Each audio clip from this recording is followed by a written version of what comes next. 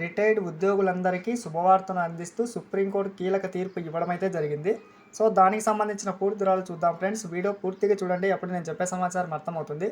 మన ఛానల్‌ని first time చూస్తుంటే ఖచ్చితంగా ప్రతి ఒక్కరు సబ్స్క్రైబ్ చేసుకోండి ఫ్రెండ్స్. చాలామంది సబ్స్క్రైబ్ చేసుకోవడం మర్చిపోతున్నారు.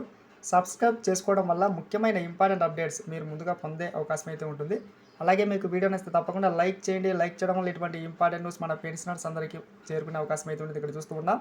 రిటైర్డ్ ఉద్యోగస్తులకు సంబంధించి ముఖ్యంగా పెన్షనర్స్కి సంబంధించి అదిరిపోయే శుభవార్తను అందిస్తూ కీలక ఆదేశాలు సుప్రీంకోర్టు జారీ చేసింది. ఇక్కడ చూస్తూ ఉన్నాం.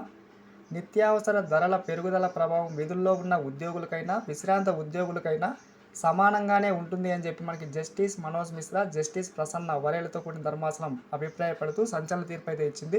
ఇక్కడ చూస్తూ ఉన్నాం. మనకి రిటైర్మెంట్ తర్వాత గౌరవప్రదమైన జీవనం గడపడానికి ఈ తీర్పు ఒక రక్షణ కవచంగా నిలుస్తుంది ఫ్రెండ్స్.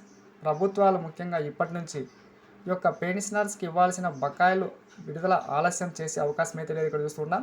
సుప్రీంకోర్టు తాజా ఆదేశాల ప్రకారం ఇకపై కేంద్ర లేదా రాష్ట్ర ప్రభుత్వాలు కరువు భత్యాన్ని మనకి ఇచ్చేటప్పుడు ఇద్దరికీ సమానంగా వర్తింప చేసేలా మనకి కీలక ఆదేశాలు జారీ చేసిన ఇక్కడ చూస్తూ ఉన్నాం.